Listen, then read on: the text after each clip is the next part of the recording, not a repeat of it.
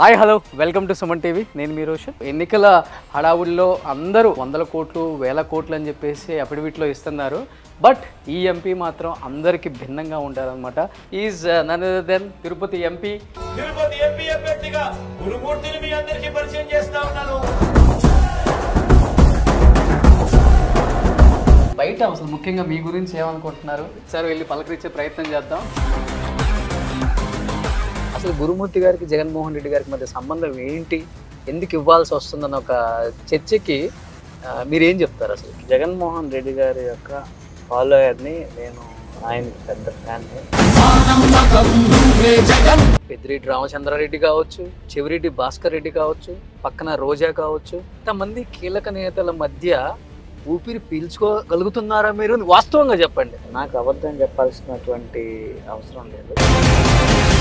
ఇక్కడ ఎంపీకి విలువ ఇవ్వరు, డిప్యూటీ మేయర్ అభినయ్ కొన్నంత విలువ కూడా గురుమూర్తికి ఇవ్వట్లేదు. పార్లమెంటరీ పరిధి పెద్దది కాబట్టి ప్రతిసారి వెళ్ళలేకపోవచ్చు.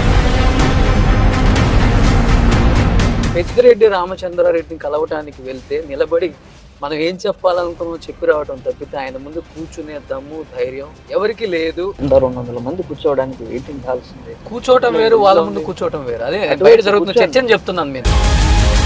ఇప్పుడు ఈ మధ్య రీసెంట్ గా జగన్మోహన్ రెడ్డి గారికి ఒక గాయం అయింది. ఆ గాయం అనేది కోడికత్తి 2 అని టీడీపీ జనసేన అంటుంది. జస్ట్ 1 ఇంచ్ పైన ఇక్కడ తగిలి మళ్ళా పక్కనుండి వెల్లంపల్లి శ్రీనివాసన్న తగిలి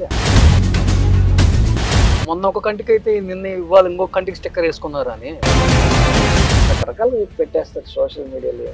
ఎక్కడెక్కడో మీ పక్కన ఉన్న చెవిరెడ్డి భాస్కర్ రెడ్డిని ప్రకాశం జిల్లాలో ఒంగోలు ఎంపీగా పోటీ చేయమంటే, అక్కడెక్కడో నెల్లూరు జిల్లాలో ఉన్న అనిల్ యాదవ్ తీసుకెళ్లి పల్నాడు జిల్లాలో ఉన్న నర్సరావుపేటకు ఎంపీగా పోటీ చేయమని చెప్పడం ఎందుకు? మరి పార్టీ క్యాండిడేట్ ఇక్కడైతే బాగుంటుంది అని అనుకొని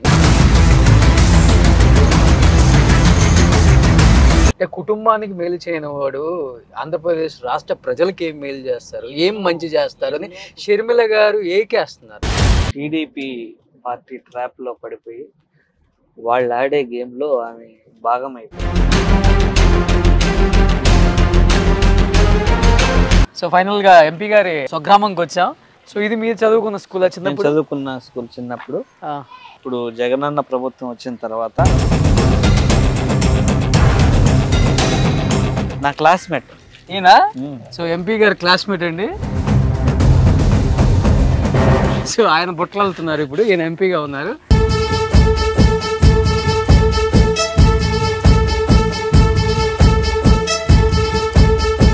ఇది ఎంపీ గారి ఇల్లు అనమాట. చూడండి హ్యాపీగా అక్కడ కనపడుతున్నారు. చూడండి గురుమూర్తి గారు మన ఎంపీ గారి అమ్మ, మన ఎంపీ గారి నాన్న. ఎప్పుడు చెప్పలేదు నేను ఎంపీ అయ్యాను ఇప్పుడు ఈ ఆంధ్రప్రదేశ్కి, నీకు ఎందుకు ఈ పొలం పని. కొడుకు వచ్చిండని ఆనందమా, కళ్ళమని నీళ్ళు గారిపోతుంది. నువ్వు ఎందుకు ఏడుస్తున్నావు?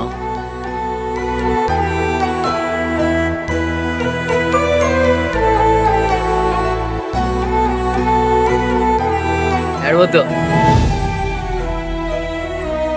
వెంకటేశ్వర స్వామి కనుకరించినా కానీ ఆయన దర్శనం మనకు దొరకటం చాలా కష్టం అని చాలా మంది గొగ్గోలు పడుతున్నారు. ఒకటి ధర్మారెడ్డి, ఒకటి భూమాన కరుణాకర్ రెడ్డి, ఇంకొకటి భూమాన అభినయ్ రెడ్డి. వీళ్ళ ఆజ్ఞ లేనిదే తిరుపతిలో ఏ పనులు జరగకూడదు, ఎవరి దర్శనాలు పెద్ద పెద్ద వివిఐపీలు ఇవన్నీ ఏం జరగకూడదు, మా ఆజ్ఞ లేనిది ఏది జరగకూడదు అనే ఒక సిద్ధాంతం ఉంది. చాలా తప్పండి. వంగ గీత వర్సెస్ పవన్ కళ్యాణ్. ఈసారి పవన్ కళ్యాణ్ అసెంబ్లీలోకి అడుగు పెడతారు అనుకుంటున్నారా? ఆయన పెట్టలేడండి. ఆయన సో ఫైనల్ గా ఎన్ని సీట్లు వస్తాయి అనుకుంటున్నారు వైఎస్ఆర్సీపీకి? కుప్పం కూడా.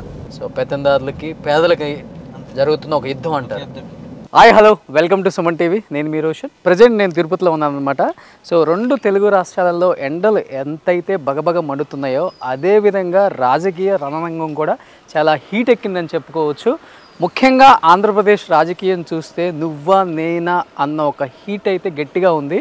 సో ఈసారి కూటమి అధికారంలోకి వస్తుందని వాళ్ళు, లేకపోతే ఎంతమంది కలిసి వచ్చినా కానీ ఈసారి అధికారంలోకి వచ్చేది మళ్ళీ వైసీపీ మాత్రమే.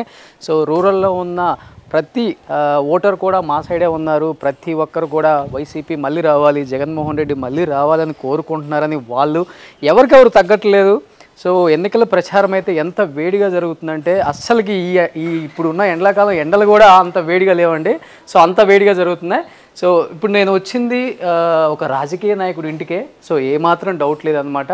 సో ఎన్నికల హడావుల్లో అందరూ ఇప్పుడు అఫిడవిట్ ఇచ్చే దాంట్లో చాలామంది ఎంపీలు 100 కోట్లు 1000 కోట్లు అని చెప్పేసి అఫిడవిట్లో ఇస్తున్నారు. బట్ ఈ ఎంపీ మాత్రం అందరికీ భిన్నంగా ఉంటారనమాట. కేవలం ఎంపీగా ఉన్నప్పటి నుంచి కూడా ఒక సింగిల్ బెడ్రూమ్ హౌస్లో ఉంటూ సాధారణమైన లైఫ్ స్టైల్, బిఫోర్ తన ఏదైతే లైఫ్ స్టైల్ ఉందో ఎంపీ అయిన తర్వాత కూడా అదే లైఫ్ స్టైల్ని కొనసాగిస్తూ ఎటువంటి సెక్యూరిటీ లేకుండా సింపుల్గా తిరుపతిలో ప్రజలతో మమేకమై ప్రజలతో పాటు కలిసి ఉంటున్న ఒకే ఒక లీడర్ అని చెప్తూ ఉంటారు ఈ జిల్లాలో. Is none other than Tirupati MP Gurumurthy garu ఇక్కడ ఉన్నారనమాట. సో గురుమూర్తి గారు, సో నమస్తే. నమస్తే. సో ఎంపీ అనగానే అందరూ గుర్తొచ్చేది ఎమ్మెల్యేలకు కూడా ఫండ్ చేసే అంత కుబేరులై ఉండాలి అని చెప్తూ ఉంటారు. కానీ మీ జిల్లాలో ముఖ్యంగా ఎంపీ అనగానే ఎమ్మెల్యేలు మాత్రమే ఎంపీకి ఫండ్ చేసే ఏకైక వ్యక్తి ఎవరైనా ఉన్నారంటే అది గురుమూర్తి గారే. చూస్తున్నారు కదా, ఇప్పుడు ఉంది ఇది హాల్ అండి. సో అది ఒక కిచెన్, ఇది ఒక బెడ్రూమ్. తన లైఫ్ స్టైల్ పైన కూడా అంతే ఉంటుంది అనమాట. సో ఇది ఆఫీసా ఇప్పుడు? ఇప్పుడు ఆఫీస్. ఇది ఆఫీస్. సో మీ లైఫ్ స్టైల్ ఇదే. ఇంకా జస్ట్ సోషల్ మీడియా కోసం చిన్నగా క్రియేట్ చేసుకున్నటువంటి ఆఫీస్. ఓకే. ఇప్పుడు ఎలక్షన్ కాబట్టి ఓకే. సో వీళ్ళకి డిస్టర్బెన్స్ ఉండకూడదని ఇక్కడ పెట్టాం. ఇంకోటి చిన్న ఆఫీస్ అటు పక్కన ఉంది ఇంకోటి. బట్ మీరుండే నివాసం కూడా అంతే అంతే. సో ఇప్పుడు ఎన్నికల వేడి గట్టిగా ఉంది కాబట్టి బయట అసలు ముఖ్యంగా మీ గురించి ఏమనుకుంటున్నారు? సో మీ సొంత నియోజకవర్గంలో అండ్ మీ సొంత ఊర్లో ఏమనుకుంటున్నారు ఒకసారి వెళ్ళి పలకరించే ప్రయత్నం చేద్దాం. మీ తల్లిదండ్రులతో కూడా ఒకసారి మాట్లాడే ప్రయత్నం చేద్దాం. ఎస్. సో గురుమూర్తి గారు, తిరుపతి ఎంపీ అనగానే కొన్ని 100 కోట్లు ప్రాంతీయ పార్టీలో ఉన్న ప్రతిపక్ష నేతకు కావచ్చు, అధికారంలో ఉన్న సీఎం కావచ్చు, ఎవరైనా కానీ ఇచ్చుకొని పోటీ చేసే ఒక సత్తా ఉన్న ప్లేస్ ఇది. అలాంటిది అసలుకి ఒక నియోజకవర్గానికి కూడా ఖర్చు పెట్టలేని గురుమూర్తి అని తెలిసి కూడా జగన్మోహన్ రెడ్డి గారు మీ వైపున మక్కువ చూపటం ఆ రోజుల్లో పెద్ద చర్చాంశనీయం. అది పక్కన పెడితే ఈసారి మళ్ళీ మీకే అనౌన్స్ చేయటం చాలా అంటే చాలా రగడ నడుస్తుంది, చర్చ నడుస్తుంది. అసలు గురుమూర్తి గారికి జగన్మోహన్ రెడ్డి గారికి మధ్య సంబంధం ఏంటి, ఎందుకు ఇవ్వాల్సి వస్తుందన్న ఒక చర్చకి మీరేం చెప్తారు? అసలు నేను జగన్మోహన్ రెడ్డి గారి యొక్క ఫాలోయర్ని, నేను ఆయనకి పెద్ద ఫ్యాన్ని, వైఎస్ఆర్ కుటుంబానికి వేల మంది లక్షల మంది ఉంటారు కదా అభిమానిని. అలాగే నమ్ముకొని పనిచేసే కార్యకర్తకి విలువిచ్చే గొప్ప నాయకుడు దర్శకుడు వైఎస్ జగన్మోహన్ రెడ్డి గారు. దానిలో భాగంగానే నాకు ఎంపీ సీట్ ఇవ్వడం జరిగింది. సో ఇప్పుడు ఫ్యాన్ అయితే ఎంపీ సీట్లు ఇచ్చేస్తారనమాట. అంటే నిజంగా పనిచేస్తున్నాం కదా, ఎంతో మంది కార్యకర్తలు అందరం కలిసి పనిచేస్తున్నాం. సో గౌరవ ముఖ్యమంత్రి గారు గుర్తించి నాకు ఈ సీట్ ఇవ్వడం జరిగింది. అలాగే కార్యకర్తలందరికీ కూడా ఆయన ఖచ్చితంగా న్యాయం చేయాలి, చేసే మనస్తత్వం ఉన్న గొప్ప వ్యక్తి. ఆయన పాదయాత్ర చేసేటప్పుడు కావచ్చు, షర్మిల పాదయాత్ర చేసేటప్పుడు కావచ్చు, విజయమ్మ కూడా యాత్ర చేసేటప్పుడు కావచ్చు, మీరు ఆ కుటుంబానికి అత్యంత సన్నిహితుడు. వాళ్ళకి ఫిజియోథెరపిస్ట్, ఒక డాక్టర్. అలాంటి ఒక ఫిజియోథెరపిస్ట్కి ఇంత విలువ ఇవ్వటం అనేది ఏంటి ఆ మర్మం? అది ఒక్క వైఎస్ కుటుంబానికి మాత్రమే చెల్లుతుంది. నమ్మిన వాళ్ళని హక్కును చేర్చుకోవడం అంటే ఎలాంటి పరిస్థితులు వచ్చినా కూడా చెయ్యి విడవకుండా పట్టుకెళ్లే మనస్తత్వం ఉండేది ఒక వైఎస్ కుటుంబానికి. రాజశేఖర రెడ్డి గారి తర్వాత జగన్మోహన్ రెడ్డి గారికి అలాంటి మనస్తత్వం కానీ, అలాంటి పేదలు పెద్ద ధనవంతులు అనే తేడా లేకుండా అందరినీ సమానంగా చూసి అందరికీ సమాన అవకాశాలు ఇవ్వాలి. మీరు చూసుకోండి, టీడీపీ పార్టీ కావచ్చు, ఇతర పార్టీల్లో టికెట్లు ఇచ్చినంత ధనవంతులకి ఇచ్చు. అదే వైఎస్ఆర్ కాంగ్రెస్ పార్టీలో నిజమైన పేదలకి అన్ని వర్గాల్ని సమానంగా చూస్తూ అందరికీ సమాన అవకాశాలు కల్పిస్తున్నటువంటి ఒకే ఒక్క వ్యక్తి దేశంలో ఎవరున్నారంటే జగన్మోహన్ రెడ్డి గారు. ఎందుకంటే మేము పార్లమెంట్లో కూర్చున్నప్పుడు, సెంట్రల్ హాల్లో కూర్చున్నప్పుడు దేశంలో వివిధ రాష్ట్రాల నుంచి వచ్చినటువంటి అందరూ ఎంపీలు ఉంటారు. అక్కడ ప్రత్యక్షంగా చూస్తుంటాం ఎలాంటి పరిస్థితులు ఉంటాయి. కానీ దానికి భిన్నంగా పరిపాలన దక్షత కావచ్చు, అన్ని వర్గాలకి న్యాయం చేసేది కావచ్చు, పేదల పక్షాన్ని నిలబడడం కావచ్చు, ఇవన్నీ చూస్తే ఎక్కువగా మన ఆంధ్రాలోనే ఉంటుంది. ఏదైతే బాబాసాహెబ్ అంబేద్కర్ గారు ఏదైతే కోరుకున్నాడో ఆ ఆశయాలను నెరవేరుస్తూ ఈరోజు గ్రామాల నుంచి కావచ్చు, పట్టణాల నుంచి కావచ్చు, ఎక్కడైనా కూడా మీరు చూస్తే సమానంగా ఇన్ఫ్రాస్ట్రక్చర్ డెవలప్ చేయడానికి ప్రయత్నం చేస్తున్నారు. ఎందుకంటే ఏదైనా ఒక ముఖ్యమంత్రి గారు ఒక ఆలోచన చేసి రేపు ప్రజలకు ఇది చేరాలి అని అంటే అది proper distribution system, proper mechanism ఉన్నప్పుడే అది జరుగుతుంది. అలాంటిది ప్రతి గ్రామ సచివాలయాలు కావచ్చు, ఆర్బీకే సెంటర్లు కావచ్చు, హెల్త్ సెంటర్లు కావచ్చు, అంటే ఎన్ని మినిమం నీడ్స్ రాష్ట్రానికి ప్రజలకి. కాబట్టి మొట్టమొదటిగా ఈ రాష్ట్రంలోనే అవలంబించి ఇప్పుడు ఏ సర్టిఫికేట్ కావాలన్నా, ఏ సమస్య ఉన్నా కూడా మండల ఆఫీసుల చుట్టూ, కలెక్టరేట్ల చుట్టూ చుట్టకుండా మ్యాక్సిమం గ్రామ సచివాలయంలో అప్లై చేసుకున్న మన ఇంటికే వాలంటీర్ సర్టిఫికేట్ తీసుకొచ్చి పరిస్థితి. ముందుకి ఇప్పటికీ చాలా డిఫరెన్స్ చూస్తుంది. ఇలాగా ప్రజల కోసం బాధ్యతగా, పేద వర్గాల కోసం బాధ్యతగా నిలబడి పనిచేసే ఒక గొప్ప నాయకుల మధ్య 10 మందిలో కనపడే జగన్మోహన్ రెడ్డి వేరు. యాజ్ ఏ డాక్టర్ గా, యాజ్ ఏ ఫిజియోథెరపిస్ట్ గా ఆయన పాదయాత్ర చేసినప్పుడు ఆయన కాళ్ళకు బొబ్బలు వచ్చినా, లేకపోతే ఇంకోటి ఆయన కాళ్ళకు సంబంధించి, బాడీకి సంబంధించి ఎటువంటి ప్రాబ్లం వచ్చినా కానీ దాన్ని నయం చేసే ఒక వృత్తి మీది డాక్టర్ గా, బిఫోర్ ఎంపీ కన్నా. సో మనుషులు బయట ఒకలాగా ఉంటారు, లోపల ఒకలాగా ఉంటారు. మీరు 4 గోడల మధ్య కానీ, లేకపోతే ఆ క్యారివాన్ అనే ఒక బస్సులో కానీ జగన్మోహన్ రెడ్డిని మీరు అబ్జర్వ్ చేసింది ఏంటి? అప్పుడే ఎక్కువ ఓపెన్ అయి మాట్లాడతారు ఏ వ్యక్తి అయినా కానీ.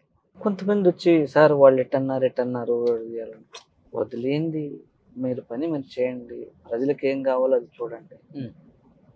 మనం ప్రజలు నమ్ముకోవాలి, దేవుణ్ణి నమ్ముకోవాలి, మన కష్టాన్ని నమ్ముకోవాలి, మిగిలిన వాటి మీద దృష్టి సారించకుండా దీని మీద దృష్టి సారించండి అని చెప్పేవారు. అలాగే ప్రజలు ఏదైనా పాదయాత్రలు నడిచిపోయేటప్పుడు ఏదైనా ఒక సమస్య గురించి చెప్పారంటే దాని గురించి కూలంకషంగా ఆలోచన చేసి రాసుకునేవాళ్ళు సార్. వాటికి పరిష్కారాల కోసం అధికారులను కావచ్చు, అప్పుడు ఉన్నటువంటి ఇంటలెక్చువల్స్ కావచ్చు, వాళ్ళందరినీ కావచ్చు, దాని గురించి ఎంక్వైరీ చేయమనేవాళ్ళు. ఆ డీటెయిల్స్ తీసుకొని ఎప్పటికప్పుడు నోట్ చేసుకొని ఫీడ్ చేసుకునేవాళ్ళు. సో ఇట్లా 4 గోడల మధ్య మా మధ్య సంభాషణ, బయట ఒకలాగా ఉంటారు జగన్, లోపల ఒకలాగా ఉంటారు అనేది బయట ఎక్కువ ఆరోపణలు అయితే జరుగుతుంటాయి. కాబట్టి పనులు అవన్నీ తెలియని వాళ్ళు ఏదైనా మాట్లాడుకుంటారు. వాస్తవంగా నేను చూసింది ఏంటంటే బయట సమస్యలన్నీ విన్నా కూడా లోపల కూడా తదేకంగా ఆ సమస్యల పరిష్కారం కోసం ఆయన ఆలోచన చేస్తుంటాడు. చాలా ఫ్రెండ్లీగా అందరితోనూ గౌరవంగా ఉంటారు. ప్రతి ఒక్కరిని అన్నాన్ని సంబోధిస్తుంటారు. బాగా చూస్తా. అంతకుముందు ఇంకొక అపవాదం కూడా ఉంది ఆయనకి, ఊరిని సార్ అనాలంట, అట్లా ఏదో చెప్పేసేవాళ్ళు. ఈవెన్ పనిచేసే వాళ్ళను కూడా అతను ఆయన సార్ గౌరవంగా పిలుస్తారు, పేరు పెట్టి గౌరవంగా పిలుస్తారు. ఇవన్నీ రకరకాల అపోహలు క్రియేట్ చేస్తుంటారు అవతల పక్షాల వాళ్ళు. కానీ వాస్తవంగా అది తప్పు.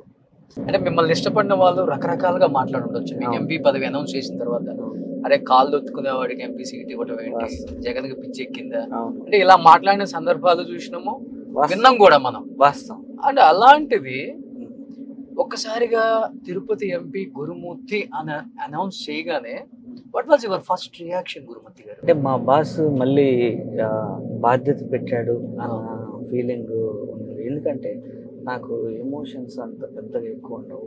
ఎవరికి? మీకు? నాకు. సో మా బాస్ ఏది చెప్తే దాన్ని. మీ బాస్ కొంటాయా?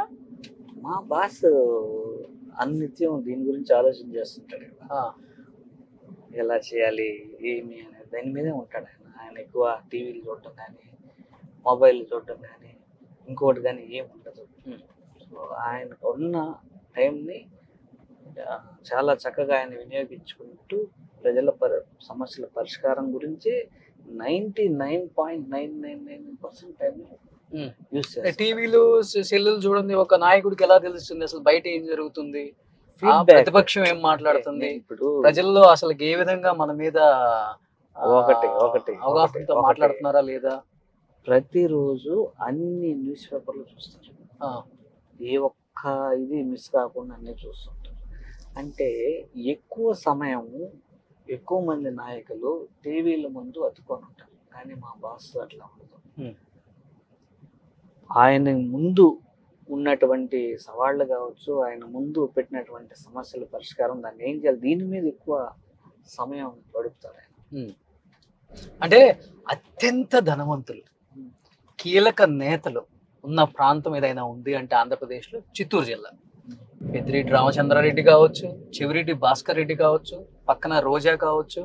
అంటే ఇంతమంది కీలక నేతల మధ్య ఊపిరి పీల్చుకోగలుగుతున్నారా మీరు? వాస్తవంగా చెప్పండి, విలువ ఇస్తున్నారా మీకు? ఖచ్చితంగా. ఎందుకంటే ఈ కరుణాకర్ అన్న కావచ్చు, చెవిరెడ్డి భాస్కర్ అన్న కావచ్చు, పెద్దిరెడ్డి రామచంద్రారెడ్డి గారు కావచ్చు, రోజాక్క కావచ్చు, బిఎఫ్ మసూదన్ రెడ్డి గారు కావచ్చు, వీళ్ళందరూ కూడా ఏంటంటే యాజ్ ఏ కుటుంబ సభ్యుల్లాగా, చిన్న తమ్ముళ్ళలాగా నన్ను చూసుకుంటారు. డిసిషన్ తీసుకోగలరా అసలు మీరు? ఒకటి ఏదన్నా పని ఇంప్లిమెంటేషన్ చేయాలంటే గురుమూర్తికి డిసిషన్ తీసుకునే సత్తా, దమ్ము, ధైర్యం ఉందా అంటే ఏమని చెప్తారు ఈరోజు? మేము కలిసి తీసుకుంటాం. ఏదన్నా ఒక సమస్య ఉంటే దీన్ని ఎలా చేద్దాం, ఎలా అంటే కలిసి తీసుకుంటాం. ఇప్పుడు కరుణాకర్ అన్న తిరుపతి రాణిస్తారా అసలు మిమ్మల్ని? వాస్తవంగా చెప్పండి, బయట జరుగుతున్న చర్చ కాబట్టి వాస్తవంగా చెప్తాను. నాకు అబద్ధం చెప్పాల్సినటువంటి అవసరం లేదు.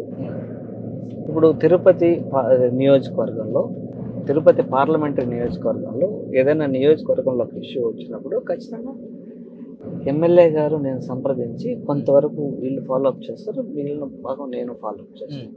ఇట్లా సమన్వయంతో చేస్తున్నాం కాబట్టి ఈరోజు ఎక్కువ అభివృద్ధిని సాధించగలిగాం. తిరుపతి పార్లమెంట్ నియోజకవర్గం ఏం సాధించారు? For example Tirupati railway station తీసుకోవచ్చు. మొన్ననే 300 కోట్ల రూపాయలు నిధులు తీసుకురాగలిగాం జగనన్న నాయకత్వంలో, ఆయన ఆదేశానుసారం. ఈరోజు వరల్డ్ క్లాస్ ఎమ్యూనిటీస్ ఉండేలాగా చూస్తారు. అది 2025వ సంవత్సరానికి జూన్కి పూర్తయింది.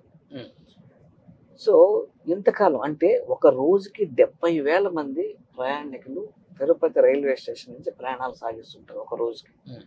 అంత రద్దీ రైల్వే స్టేషన్ అంటే మౌలిక వసతుల లేమితో కొట్టుమిట్టాడుతున్నటువంటి పరిస్థితుల నుంచి ఈరోజు మీరు తీసుకుంటే కన్స్ట్రక్షన్ అత్యంత వేగంగా జరుగుతుంది.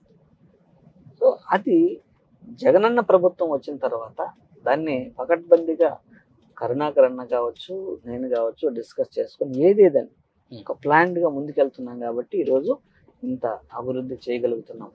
అలాగే రోడ్స్ విషయానికి తీసుకొస్తే కేవలం జగనన్న ప్రభుత్వంలో మాత్రమే హైవే కనెక్టివిటీ కోసం దాదాపు 742 కిలోమీటర్లు సెంట్రల్ ఫండ్స్తో తిరుపతి పార్లమెంటరీ నియోజకవర్గానికి సంబంధించినటువంటి కనెక్టివిటీ కోసం తీసుకొచ్చాం.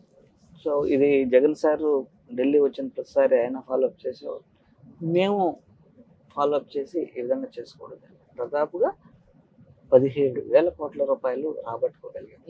ఇంతకు ముందున్నటువంటి ముఖ్యమంత్రులు కావచ్చు, ఇంతకు ముందున్నటువంటి నాయకులు కావచ్చు అంత రాబట్టుకోలేకపోయారు. ఇది ఎలా సాధ్యం అంటే సమన్వయంతో పనిచేస్తేనే ఇది సాధ్యపడుతుంది. మీరు సమన్వయం అంటున్నారు. తిరుపతిలో దిగిన తర్వాత నేను 10 మందిని కనుక్కుంటూ 9 మంది చెప్పిన మాట ఏంటంటే ఇక్కడ ఎంపీకి విలువ ఇవ్వరు, డిప్యూటీ మేయర్ అభినయ్ కొన్నంత విలువ కూడా గురుమూర్తికి ఇవ్వట్లేదు. సో గెలిచిన తర్వాత తిరుపతి ప్రజల్లో కనిపించినప్పుడు కూడా ఒక అభివృద్ధి కార్యక్రమానికి రిబ్బన్ కటింగ్ కి పిలవరు, ఒక చోట ఫ్లెక్సీలో గురుమూర్తి బొమ్మ ఎంపీ అయినప్పటికీ వేయరు. ఇంకెక్కడ వాళ్ళు ఇచ్చే గౌరవం వాస్తవా కదా? అది అవాస్తవం.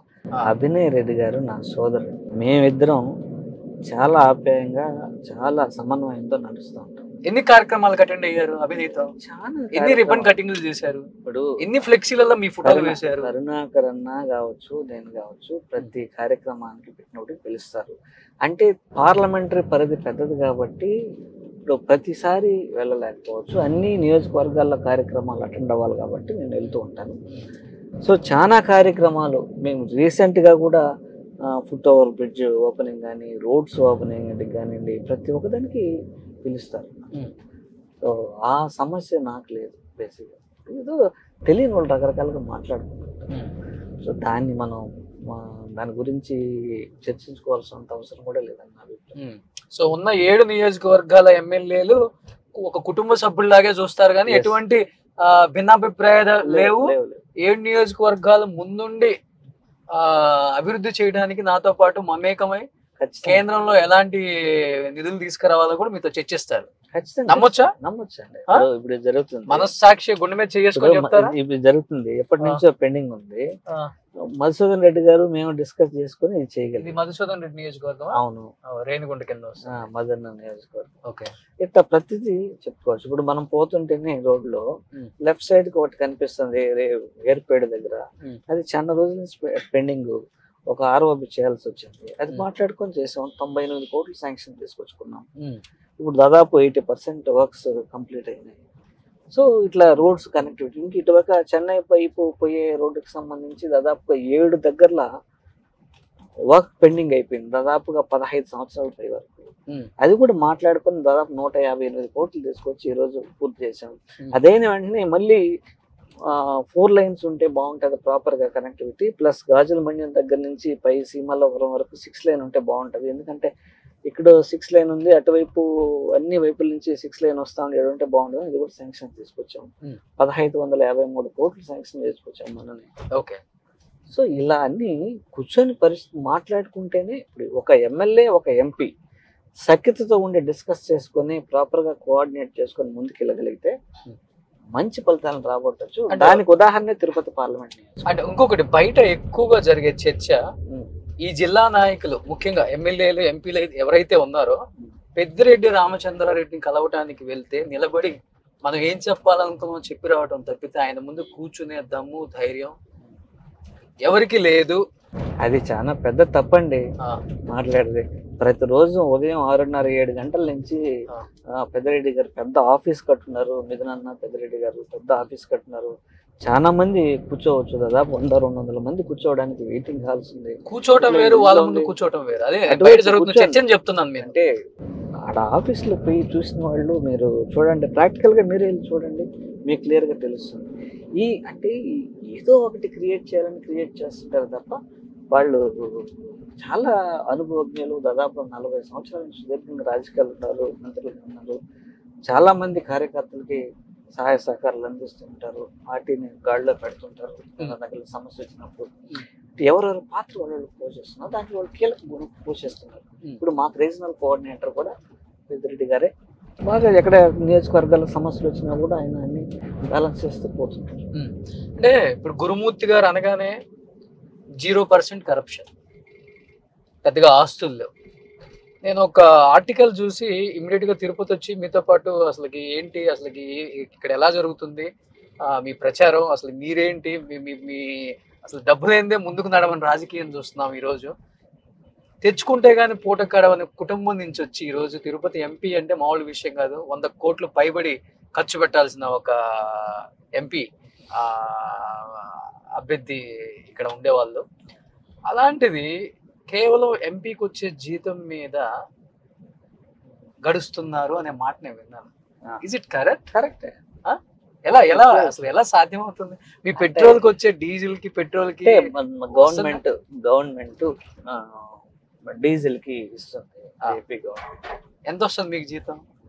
ప్రతి నెల 1,85,000 రూపాయలు ఎంపీకి శాలరీకి వస్తుంది. డీజిల్ కి సంబంధించి 1 lakh ఆంధ్రప్రదేశ్ రాష్ట్ర ప్రభుత్వం ఇస్తుంది సరిపోతుందా డీజిల్ పోసుకోవడానికి. పిఏలకు సంబంధించి ఇద్దరికి 40,000 గవర్నమెంట్ ఆఫ్ ఇండియా ఇస్తుంది. సో ఇది చూసుకొని తక్కువగా ఖర్చు పెట్టుకుంటే సగం ఇప్పుడు మనకి ఎలక్షన్ ఎక్స్పెండిచర్ చూపించాలి కాబట్టి సగం శాలరీని అట్లా ఎత్తి పెట్టుకుంటూ రావాలి. మీరు అఫిడవిట్లు ఎంత చూపించారు? ఇప్పుడు చూస్తే ఇండియాలో ఉన్న రిచెస్ట్ ఎంపీ ఇప్పుడు ఆంధ్రప్రదేశ్ గుంటూరు పెమ్మసాని చంద్రశేఖర్ దాదాపు 6,000 కోట్ల రూపాయలు అఫిడవిట్ లో చూపించారు తన ఆస్తులు. అవురా అంటున్నారు అందరు కూడా. అలాంటి ఆంధ్రప్రదేశ్ లో మీలాంటి ఒక ఎంపీ కూడా ఉండటం అనేది చర్చాంశనీయం. ఇప్పుడు మొత్తం కలిసి అది 52 లక్షలు ఉంటది. దాంట్లో ఇప్పుడు సగభాగం పైన ఇప్పుడు ఎలక్షన్ అకౌంట్ కి ట్రాన్స్ఫర్ చేసుకోవాలి. ఎందుకంటే అలవెన్స్ లో కొద్దిగా సేవ్ చేసుకున్నది, శాలరీలో సేవ్ చేసుకున్నది. వీటిలో ఇప్పుడు ఈ ఎలక్షన్ ఖర్చుకి సంబంధించి ఎలక్షన్ అకౌంట్ సపరేట్ గా ఓపెన్ చేయాలి కొత్తది. సో ఆ అకౌంట్ కి మొత్తం ఇది ట్రాన్స్ఫర్ అవ్వదు. కొంచెం ఇబ్బందిగా లేదా గురుమూర్తి గారు? నిజంగా చెప్పండి. అంటే ఎంపీ క్యాండిడేట్ ఎమ్మెల్యేలకి నేను ఇంత పంపుతున్నానని ఫోన్ చేసి చెప్తారు ఎక్కడైనా కానీ. అలాంటిది మీ 7 నియోజకవర్గాలలో ఉన్న ఎమ్మెల్యేలు మా ఎంపీకి ఫండ్ పంపాలి అని అక్కడ ఇక్కడ కూడా మాట్లాడుకుంటుంటారు కదా, అది కూడా ఒక చర్చే. కొంచెం నొప్పిగా ఉంది జగన్మోహన్ రెడ్డి తీసుకునే ఆలోచనలు ఏంటో మాకు అర్థం కావట్లేదు. అందుకని స్థాయికి వెళ్ళలేదంటారా ఇక్కడ? అట్లా ఏం లేదు. ఏ ఒక్కరు కూడా ఎమ్మెల్యేలు కానీ మాకు గురు ఏం పంపిస్తున్నాము అని ఒకటి అడగలేదు. గురు నీకు ఇష్టం వచ్చిన దగ్గర నువ్వు తిరుగు, మేము చేసేది చేస్తుంటాం అని నాకు సపోర్ట్ చేశారు. కానీ నా బ్రదర్స్ అందరూ కూడా నన్ను ఎప్పుడు అట్లా ఇది కలదు. దాన్ని నేను ఐఎమ్ లక్కీ. ఎందుకంటే వైఎస్ఆర్ కాంగ్రెస్ పార్టీ కుటుంబ సభ్యుడిని అయినందుకు నేను గర్వంగా ఫీల్ అవుతున్నాను. ఎందుకంటే కేవలం వైఎస్ఆర్ కాంగ్రెస్ పార్టీలోనే ఇది చూడగలను, మిగిలిన పార్టీలో చూడలేను. అంతా కోటేశ్వర్లో పెద్దదాన్ని. చాలా విచిత్రం అండి. ఈరోజు చూడండి, జగన్ అన్న ఒక టిప్పర్ డ్రైవర్కి ఇచ్చారు, ఒక ఉపాధి హామీలో పనిచేసే అతనికి ఇచ్చారు. సో ఇట్లా చూసుకుంటూ పోతే అందరికి చిన్న చిన్న వర్గాల నుంచి వచ్చినటువంటి వాళ్ళందరికీ ఆయన అర్థం చేసుకుంటారు.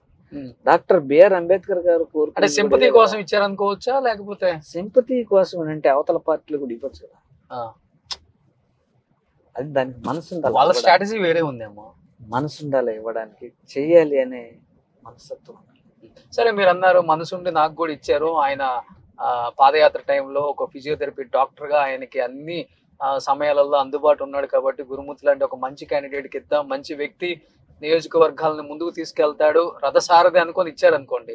మరి ఇప్పుడు ఎంపీగా నిలబడుతున్నారు కాబట్టి ఎప్పుడైనా కానీ మంచి చెడులు కానీ ఫైనాన్షియల్ గా ఎలా ఉంది పొజిషన్, ఏం కావాలి, ఎప్పుడన్నా ఆయన తరపున కానీ ఆయన పిఎల్ తరపున కానీ ఎవరైనా అడగడం జరుగుతుంది? ఖచ్చితంగా అడుగుతారు, అడగకుండా ఉండరు. ఇప్పుడు ఎలా నడుస్తుంది అడుగుతారు.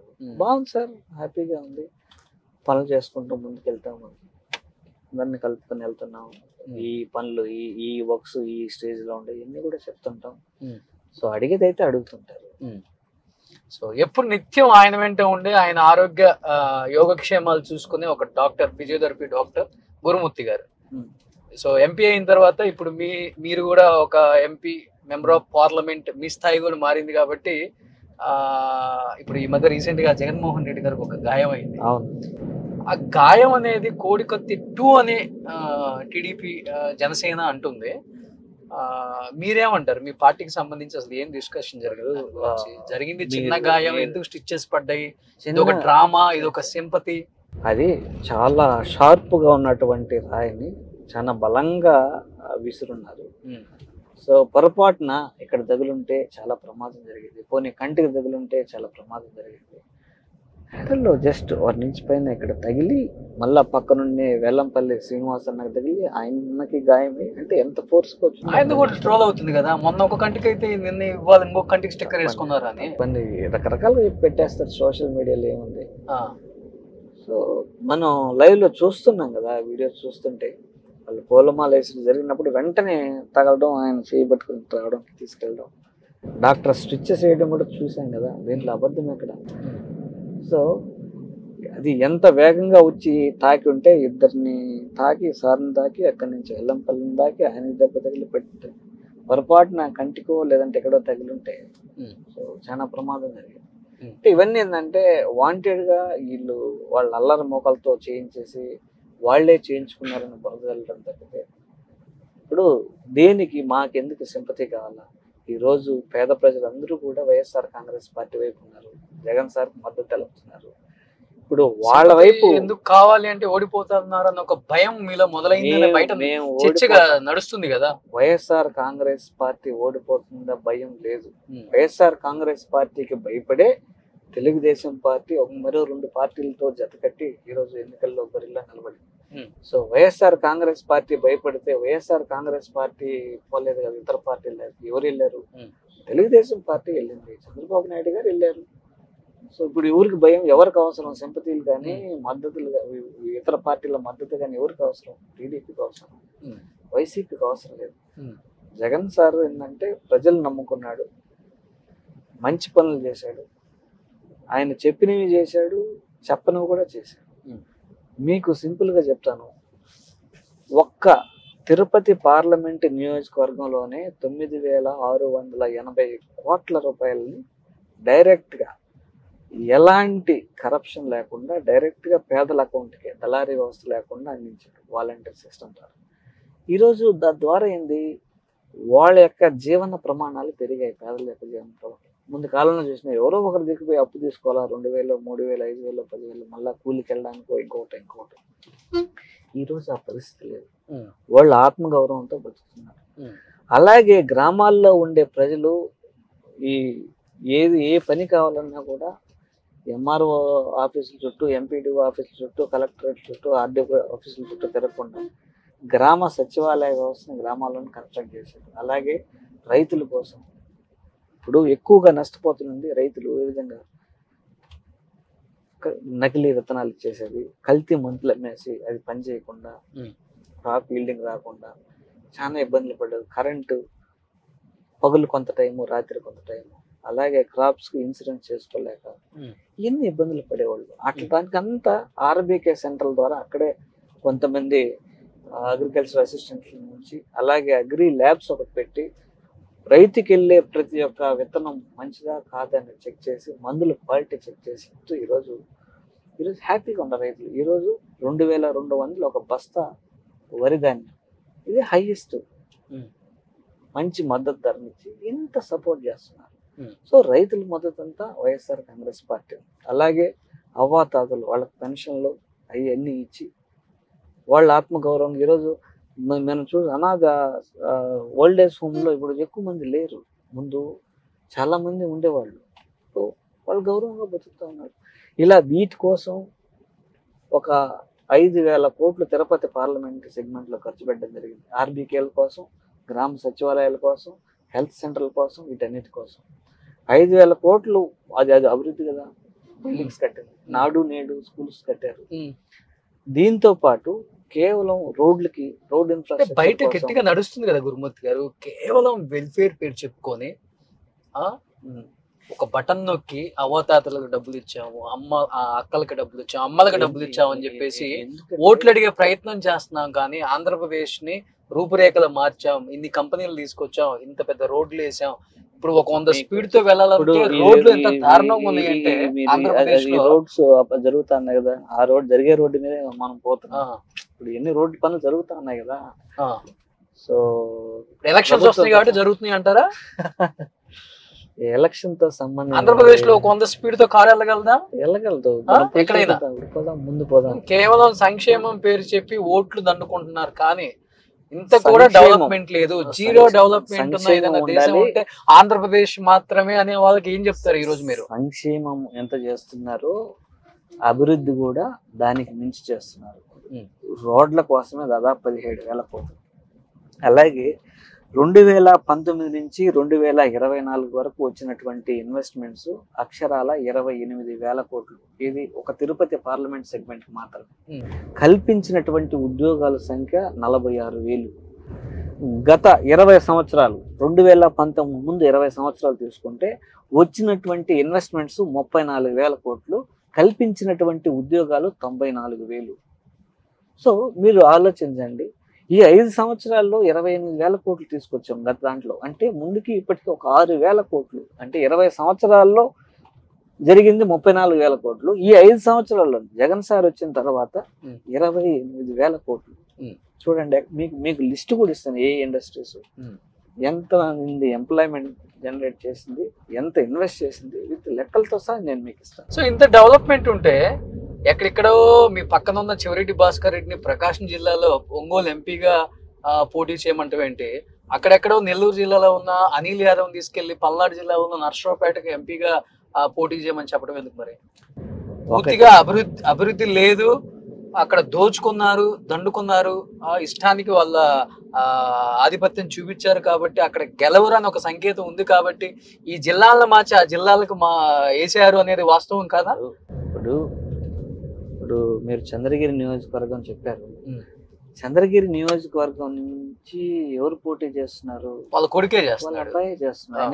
వాళ్ళ ఫ్యామిలీలోనే కదా ఉంది. సామాజిక సమీకరణలో ఎవరెవరు ఎక్కడెక్కడ అవసరం అనేది పార్టీ యొక్క అంతర్గత విషయం. పార్టీ క్యాండిడేట్ ఇక్కడైతే బాగుంటుంది అని అనుకొని పార్టీ మా సమీకరణం చూస్తే అక్కడక్కడ పెట్టుకుంటా వచ్చారు. దాని పెద్దగా దాని గురించి ఆలోచించాల్సిన పని ఉంది. పార్టీ అంతర్గత విషయం అది. ఒకటి అంటే స్వాతంత్రం ఈ భారతదేశంలో ఎవరు ఎక్కడి నుంచి ఎక్కడికైనా పోటీ చేయొచ్చు. బట్ ఈ రాజకీయాల్లో ఎప్పుడు లేపుతారో తెలియదు, ఎప్పుడు గంగాలలో తొక్కేస్తారో కూడా తెలియదు. ఒక్కసారిగా తిరుపతి ఎంపీ ఇంకొక అభ్యర్థి పేరు ఒక 100 కోట్లు 200 కోట్లు ఇస్తా అన్నారు, గురుమూర్తి కాదు అంటే ఏంటి నెక్స్ట్ ఏంటి మీరు next as a physiotherapy doctor గానే ఉంటారా, లేకపోతే జగన్మోహన్ రెడ్డి సైనికుడుగా ఆయన వెంట నిలబడతానంటారా? జగనన్న సైనికుడిగా ఆయన వెంట నిలబడతారు. ఆయన always my boss is right అనుకుంటారు.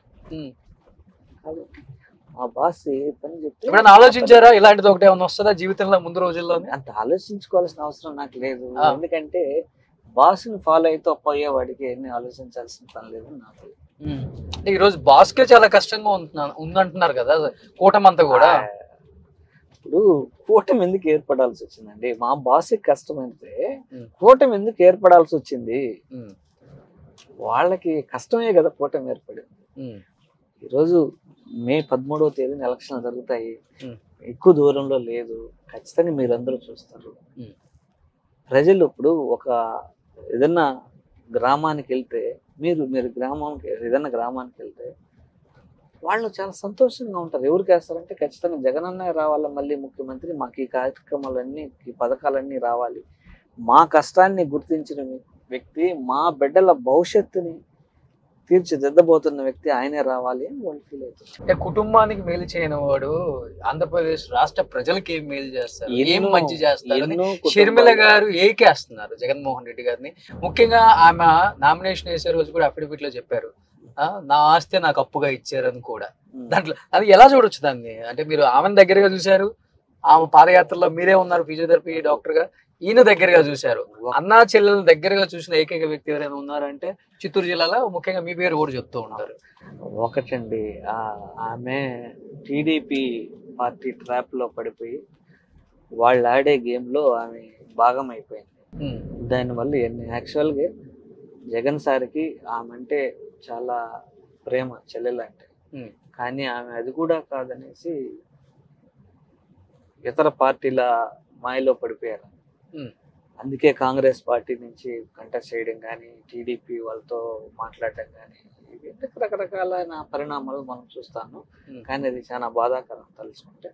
ఎందుకంటే అంతగా ప్రేమించే అంతగా ప్రేమిస్తే దగ్గర తీర్చి ఏదో రాజస్వామి ఇస్తారు కదా, ఎందుకు దూరంగా పెట్టాల్సి వచ్చింది?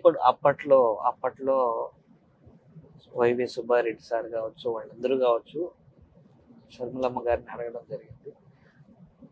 పాదయాత్ర అయిపోయిన తర్వాత కూడా 2014 తర్వాత కూడా. కానీ అప్పుడు ఆమె విముఖత చూపించారు. పిల్లల ఎడ్యుకేషన్ అయ్యి అని కూడా చెప్పారు. అప్పుడు నేను ఉన్నాను కూడా అక్కడ. సో అలా జరిగిందంటే రకరకాల కారణాల చేత ఆమె అప్పుడు వద్దనుకున్నారు, పిల్లల ఎడ్యుకేషన్ అని, చిన్న పిల్లలని. దాని తర్వాత మళ్ళీ ఇప్పుడు ఈ పార్టీల మాయలో పడి అట్లా కలిసారు ఎప్పుడన్నా తర్వాత షర్మిల గారిని ఫోన్ లో మాట్లాడే? అసలు లేదు.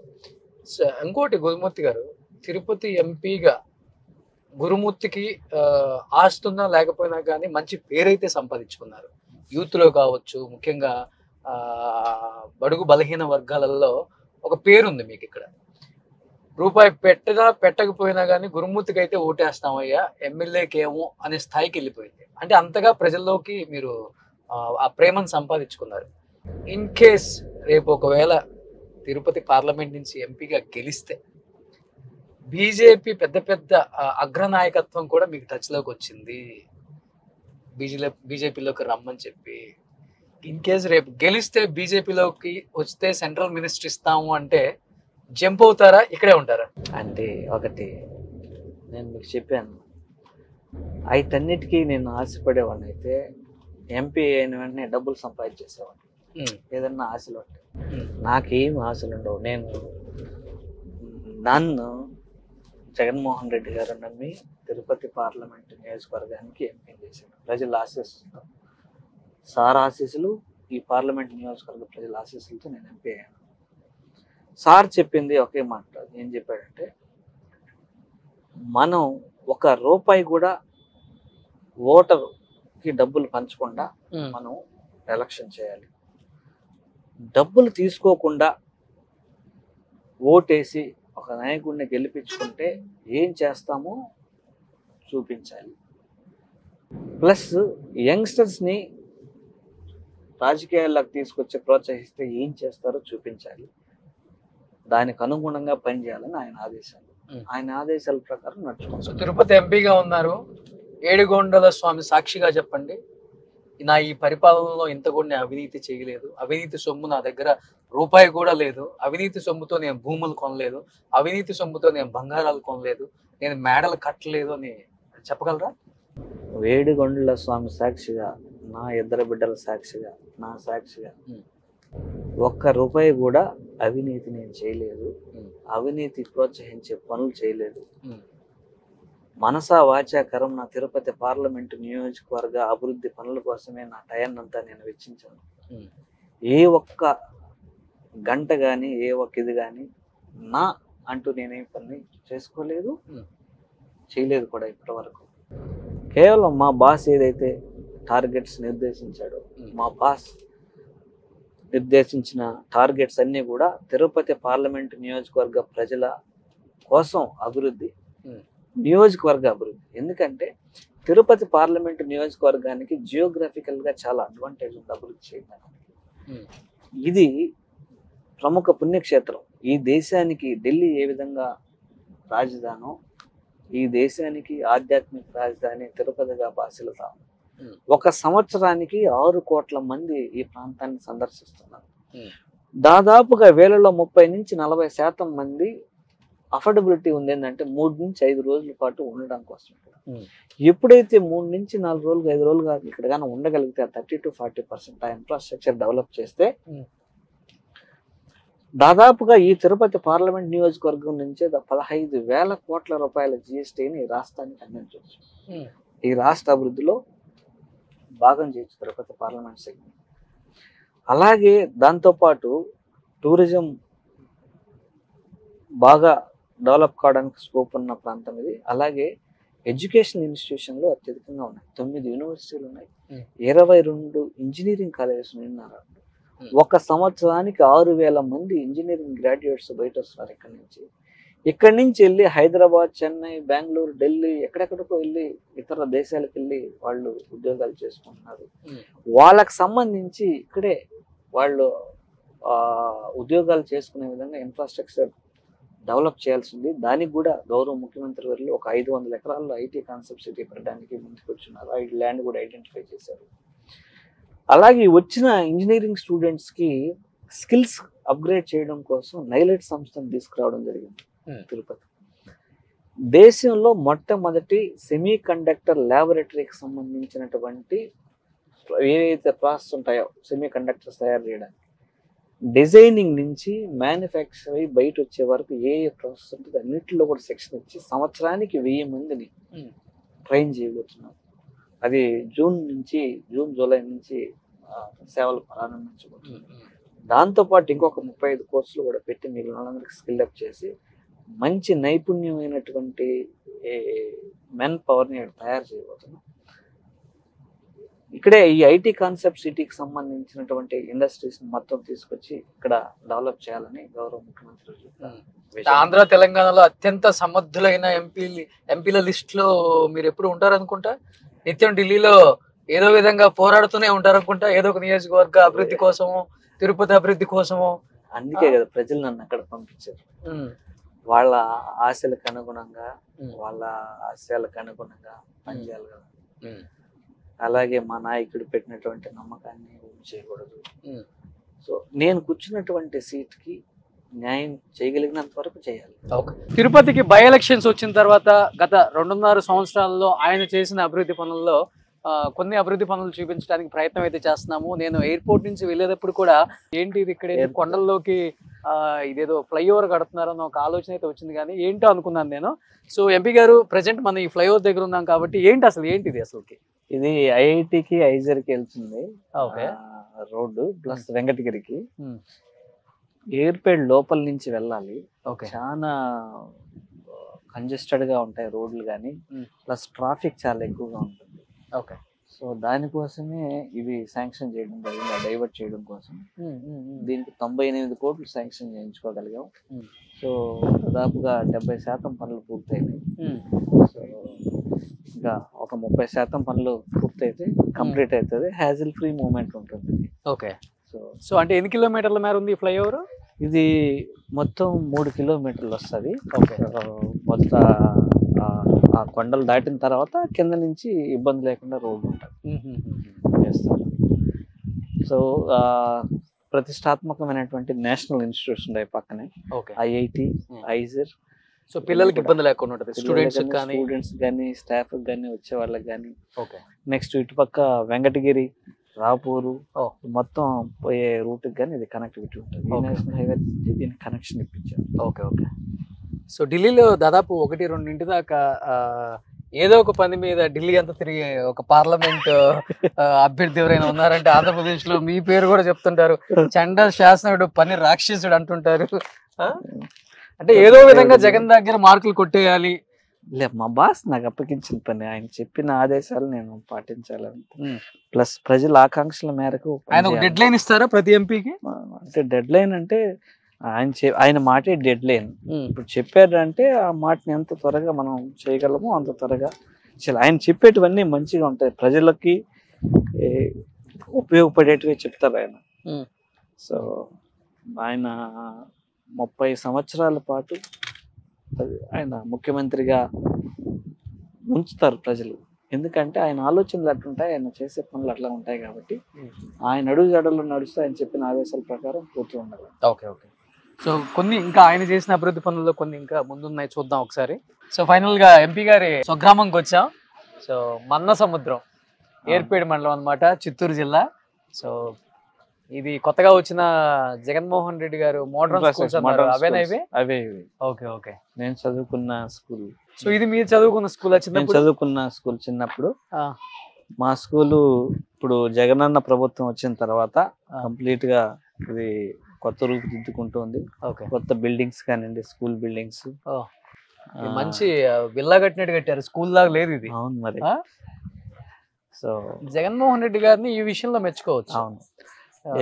డ్రింకింగ్ వాటర్ ఫెసిలిటీ కూడా లోపల మీకు మొత్తం RO సిస్టమ్స్ అన్ని పెట్టించి, మంచి క్లాస్ రూమ్స్ పెట్టించి చేశారు. ప్లస్ అంటే ఇంకా కన్స్ట్రక్షన్ లో ఉంది, జరుగుతూ ఉంది.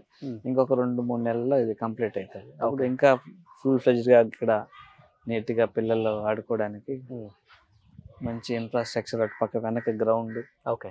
అంటే ఇదే ఊర్లో చదువుకున్నారు, ఇక్కడే పెరిగారు, ఇక్కడే తిరిగారు, ఇక్కడే ఎన్నో గుర్తులు ఉంటాయి. ఈ రోజు ఒక ఎంపీ స్థాయికి వెళ్ళారు కాబట్టి ఊరు వస్తుంటారు అప్పుడప్పుడు, ప్రజలతో కలవటం, మాట్లాడటం, చెట్ల కింద కూర్చోవటం, తినటం, పొలాలు వెళ్ళటం, ఇవన్నీ ఉంటాయా? ఖచ్చితంగా ఉంటాయి. ఉన్న ఊరిని ఎప్పటికీ మర్చిపోలేం కాబట్టి ఓకే ఖచ్చితంగా వస్తుంటాం. మా పొలాలు ఇక్కడే ఉన్నాయి. సో మొత్తం వచ్చినప్పుడల్లా ఊరంతా తిరుగుతుంటారు. వచ్చినప్పుడు ప్రతి ఇంటి టచ్ చేస్తాం, ప్రతి ఇల్లు ఏ ఒక్కటి మిస్ కాకుండా. ఎలా ఫీల్ అవుతుంటారు అంటే గురుమూర్తి గారు? అంటే హ్యాపీగా, అందరూ ఆప్యాయంగా ఉంటారు. ఇక్కడే పెరిగాం కాబట్టి ప్రతి ఒక్కరితో ఆత్మీయ అనుభవం. సో చాలా సంతోషంగా ఉంటుంది. టైం దొరికినప్పుడు వచ్చి అందరినీ పలకరిస్తుంటారు. అందరూ ప్రతి ఒక్కరు కూడా అల్లుడు అని పిలిచేవాళ్ళు, తమ్ముడు అని పిలిచేవాళ్ళు. ఇదే వేరుగా ఉంటుంది. ఓకే. అంటే ఇంత సాఫ్ట్, పొలైట్, చాలా సెన్సిటివ్, అసలు ఒక అక్షరం అంటే మేము 10 మాట్లాడితే ఒకటి మాట్లాడదామని ఆలోచించే ఒక వ్యక్తి ఎలా ఈ రాజకీయాలలో ఒడిదుడుకుల్ని, ఆటుపోట్లని ఒకటి సింపుల్ గా మన పని మనం చేసుకుంటూ పోతే ఆటోమేటిక్ గా సాఫీగా జరిగిపోతుంది. కాబట్టి ఫస్ట్ మన ముందున్నటువంటి పని ఏంటి, ఓకే, ఏది ప్రియారిటైజ్ చేసుకోవాలా, ఏది ఇమీడియట్ చేయాలని చూసుకొని చేసుకుంటూ పోతూ ఉండాలి. ఓకే. గౌరవ ముఖ్యమంత్రి వాళ్ళ దృష్టికి తీసుకెళ్ళడం, సార్ ఇలా అనుకున్న ఆయన దగ్గర పర్మిషన్ తీసుకొని అంతే అంతే. సో ఇక్కడ మా లోకల్ ఎమ్మెల్యేలు అందరూ కూడా బాగా కోఆపరేట్ చేస్తారు కాబట్టి పెద్ద నాకేం సమస్యలు ఉండవు. ఏమక్క ఎట్టున్నావు? ఇప్పుడు ఏమి ఇబ్బంది లేదు, నడుస్తున్నాడా? చూసా వస్తా, మళ్ళీ వస్తా. 3 నెలలు కొద్దిగా జాగ్రత్తగా ఉండాలి. దాని తర్వాత కావాలంటే ఓకర్ పెట్టుకోవాలి. నడవచ్చు, ఓకర్ పెట్టుకొని నడవాలి. బాగున్నాక మంచి పనులు చేసిండమ్మా. మా ఊరు బిడ్డ కాబట్టి మా కాపాళ్ళ మీద మా అబ్బాయి మేలు. వయసులో చిన్నోడైనా పెద్ద మనసు. ఏం చేసిండు మీకు? అన్ని మంచి పనులే. అన్ని మంచి పనులే చాలు. ఏ ఊరేనా మీది కూడా? నా క్లాస్మేట్ ఈయన. సో ఎంపీ గారు క్లాస్మేట్ అండి. ఎలా అనిపిస్తుంది మీ క్లాస్మేట్ ఎంపీ అయ్యారు? తగ్గినట్టుందా ఇద్దరు? జాగ్రత్త. ఏం పేరు అన్న నీ పేరు? మీ ఫ్రెండ్ ఈ రోజు మీ క్లాస్మేట్ ఎంపీ, ఎలా అనిపిస్తుంది? మీరేం చేస్తుంటారు? బుట్టలు అల్లుకుంటారు. సో హ్యాపీ ఫీల్ అవుతుంటారు. ఏ క్లాస్ వరకు చదువుకున్నారు ఇద్దరు?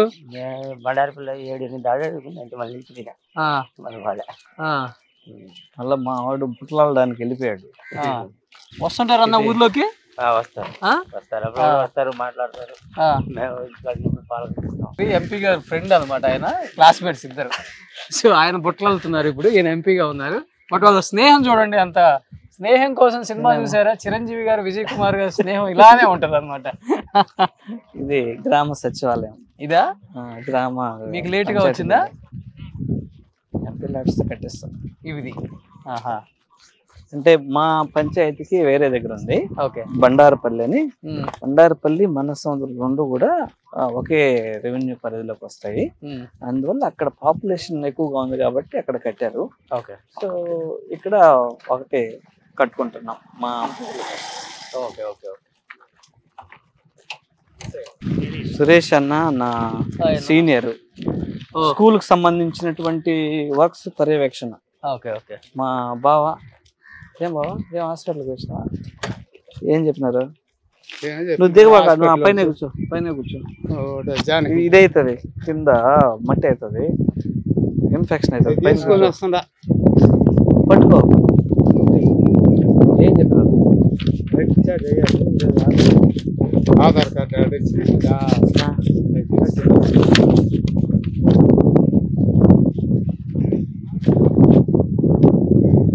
ఏడే కాకుండా బర్డ్కి పోయినారా? బాలాజీకి పోయినారా? సరే, ఈసారి పోయేటప్పుడు నాకు ముందు చెప్పు. ముందు చెప్తే నేను అక్కడ డైరెక్ట్ చెప్తాను. అప్పుడు చెప్తా అనుకుంటే నువ్వు తీరుస్తుందా? తీరికి ఫోన్ చేసి జాగ్రత్త. ₹1 కాంపన్సేషన్ ఇలా, ₹1 కాంపన్సేషన్ ఇలా ఫ్రీగా వేసిన రోడ్డు ఇది. అంటే అదని కోఆపరేటివ్. సో మీరు వచ్చిన తర్వాత ఊరైతే మార్పు అయితే చాలా చెందింది. వాళ్ళే చెప్తున్నారు కదా, రోడ్లు లేవు. ఏంది రోడ్డు?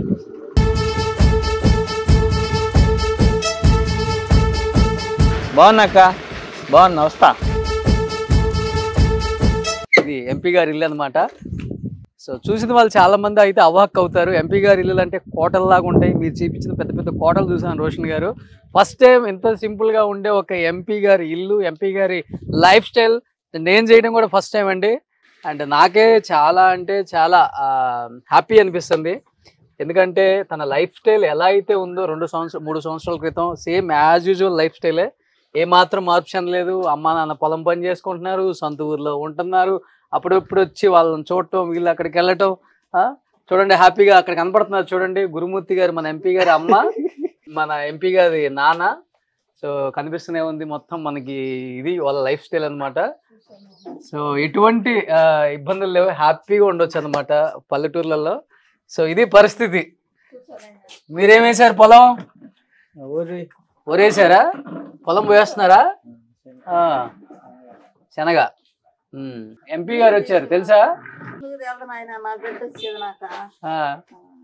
ఇప్పుడు ఓటు అడగడానికి వచ్చాడు మిమ్మల్ని, కొడుకుగా రాలేదు. సరే వేద్దామా, వేరే వాళ్ళకి వేద్దామా? ఏ బిడ్డగా? నీ బిడ్డగా, జగన్ బిడ్డగా? అంతేనా? ఇద్దరు సమానమే కదా. ఏం వేసారు మీరు పొలం? శనగేశారు. ఆరోగ్యం బాగుంటుందా? ఎప్పుడు చెప్పలేదా నేను ఎంపీ అని? ఇప్పుడు ఈ ఆంధ్రప్రదేశ్కి నీకు ఎందుకు ఈ పొలం పని, నీకు మేడ కట్టిస్తాను హ్యాపీగా ఉండు తిరుపతిలో అని చెప్పట్లేదా? ఆయన పని అయింది, నా పని అంతే. సూపర్. జగన్ పథకాలు వస్తున్నాయి మీకు కూడా అన్ని? వాళ్ళు ఇచ్చిన ఈకపోయినా ఆయన అభిమానం కళ్ళల్లో కనిపిస్తుంది. గర్వం పక్కన పెడితే చాలా మందికి అహం కూడా వస్తుంది. కొడుకు ఒక స్థాయికి వెళ్ళిన తర్వాత కొడుకుతో పాటు కుటుంబాన్ని కూడా అహంకి తీసుకెళ్లిన తారాస్థాయి చూసాం మేము చాలా మందిలో మీడియాలో. కానీ ఎలా అనిపించింది మీ కొడుకు ఈ స్థాయికి రావటం, ఇంత కష్టపడి? మంచిదేనని అనుకున్నామే కానీ మనకేం గర్వంగా తిరిగిందిలే ఈ ఊర్లో గాని ఎక్కడ కూడా తెలుసు. మామూలుగా ఎట్టడం అట్నే ఉన్నాను అంతే అంతే. మా ఊర్లో ఏ ఊరినైనా కూడా అడుగు, మేము ఇది వచ్చిందని గర్వంగా తిరిగేది కానీ గర్వంగా మాట్లాడేది కానీ ఏమి లేదు. మీరు బండి నడుపుతారా లేదా నడుచుకుంటూనే పోతారా? నడిస్తే నాకు చేత రాదు. చేత కాదు ఇప్పుడు నడుచుకుంటూనే? సైకిలే నేరాలని. మా తల్లి ఎక్కువ సంతోషపడతారు, ఎందుకంటే చాలా మంది ఆడపిల్లల తర్వాత కొడుకు కావాలని ఏరుకోరి ఎంతో ఇష్టంగా కన్నారు గురుమూర్తి గారిని. కొడుకు ఆ స్థాయికి వెళ్ళినప్పుడు ఒక తల్లిగా ఏమనిపించింది మీకు? సంతోషం కదా నాయన. మన బిడ్డ ఒక బిడ్డ అయినా లక్షణంగా బయట పోయి ఉన్నాడు. ఆ బిడ్డను నమ్ముకున్నాం కాబట్టి ఆ బిడ్డ ఎట్నో దగ్గర పెట్టుకొని ఏదో పదవి ఇచ్చినాడు. ఆ బిడ్డ భార్య బిడ్డలో లక్షణంగా బతుకుతున్నారు. చాలు మాకు. వెళ్తుంటారా ఎక్కువ అక్కడ తిరుపతి, లేకపోతే ఇక్కడే ఉంటుంటారా? పోయి చూసుకొని వస్తాం. బిడ్డ ఇవన్నీ ఉంటాం. మీరు పొలం పని చేసుకుంటుంటారు? ఇప్పుడు చేయలేకుండా వచ్చినాంలే. ఇది వరదాకా చేసినాము. ఇప్పుడు ఈ సంవత్సరం కూడా చేసినాము. కానీ ఇత్తనాలు రోడ్లు తెచ్చి పెట్టినాడు. బాధపడ్డాడు పొద్దున. నాకు బాగుంటే పాటికి నారు పోసిందనే ఈ ఎండలు ఎట్టుండాయే అని చెప్పి కళ్ళల్లో నీళ్లు పెట్టుకున్నాడు. ఈ రోజు అవంతా వదిలి మనం చేయలేకుండా వచ్చినాము. అవన్నీ పెట్టుకోకూడదు, ఏదో ఎవరికో ఒకరికి ఇస్తాము చేసుకున్నాంలే అని చెప్పి. ఇంకేముండదు నాయన. కొడుకు చేస్తుంటాడమ్మా వచ్చినప్పుడు పొలం పని? చేస్తాడు చేస్తాడు చేస్తాడు నాయన. చేయకోమని పని మనం చేసుకోక ఎవరు చేసుకుంటారు నాయన. చేస్తాడు. కలిసారు ఎప్పుడన్నా జగన్ గారిని మీరు? కలిసినాం. ఎంపీ అయిన తర్వాత? ఎంపీ అవ్వకముందు? అవ్వకముందు కలిసినాం. అంటే పాదయాత్రకు వచ్చినాడు కదా, ఇక్కడ ప్యాంజర్ కాడినప్పుడు పోయి చూసుకొని వచ్చినాం. ఎంపీ అయిన తర్వాత కలవాలా? మొన్న పోయిందమా, నాకు బీపీ బాగలే, నేను బాగాలేకపోయినా ఈయనకి మోకాలు ఆపరేషన్ చేసి ఆయన కూడా బాగాలేకపోయినాడు. ఎప్పుడైనా పోయి కలుస్తాం. కలవాలని. ఎందుకు అంత అభిమానం ఆయన అంటే? కొడుకుని ఎంపీ చేసిండనా లేకపోతే పేద ప్రజలకు మంచి చేస్తుండనా? చేసినా వాళ్ళ ఆయన మొదలుకొని మాకు అభిమానం ఎక్కువ. అంటే అప్పుడు అంత ఇబ్బందుల్లో ఉన్నాము. అప్పుడు ఈ రుణమాఫీ చేసినాడు బ్యాంకుల్లో అందరికీ. పాస్బుక్లు అవి పెట్టుకున్నాం కదా. చేసిన తర్వాత మళ్ళీ లోన్ ఇచ్చినారు. వచ్చినాక బోరు గిరి వేసుకొని పైర్లు బాగా పెట్టుకొని బాగా బతుకుతున్నాం. ఇంకా ఆయన ఎంతో అంతే ఈయన కూడా. కానీ ఇప్పుడు రాజకీయాలు అంటే డబ్బుతో కూడుకుందే. ఇప్పుడు మరి గురుమూర్తి గారు చాలా ఇబ్బందులు పడతారు. ఆయన ఉన్నాడు మహానుభావుడు. జగన్ సార్ ఉన్నాడు, ఆయన ఉన్నాడు. కొడుకు వచ్చిండని ఆనందమా? కళ్ళమ్మ నీళ్ళు గారిపోతుంది. ఎందుకు ఏడుస్తున్నావు?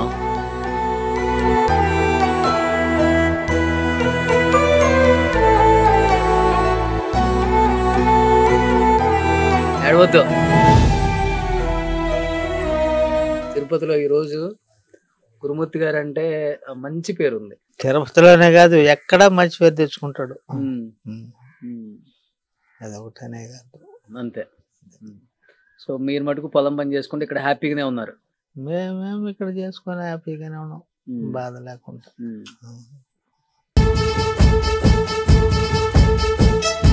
సో ఇది ఏ డే విత్ తిరుపతి ఎంపీ గురుమూర్తి గారి తిరుపతిలో కొన్ని అభివృద్ధి పనులు కావచ్చు, అండ్ వాళ్ళ స్వగ్రామంలో వాళ్ళ తల్లిదండ్రులతో పలకరించడం కావచ్చు, వాళ్ళ చుట్టాలు, వాళ్ళ ఊరు వాళ్ళని కూడా తన వాళ్ళని అనుకొని ఎంతో ప్రేమగా ఆప్యాయంగా మాట్లాడటం చూసాం. అట్ ది సేమ్ టైం ఇప్పుడు చాలా మంది తిరుపతి వాసులు అడుగుతుంది కూడా ఏంటి అంటే, అంటే తిరుపతిలో ఉన్న పార్లమెంట్ పరిధిలో ఉన్న నియోజకవర్గాల సమస్యలని పార్లమెంట్ లో ఎన్నిసార్లు లేవనెత్తారు అసలు మీరు అనేది ఒక క్వశ్చన్ ఇప్పుడు అందరికి. చాలా సార్లు నాకు అవకాశం దొరికిన ప్రతిసారి నేను తిరుపతి పార్లమెంట్ నియోజకవర్గానికి సంబంధించిన సమస్యలని ఎక్కువగా సంధించడం జరిగింది. పులికాటు సమస్యల మీద ఎక్కువగా మాట్లాడడం జరిగింది.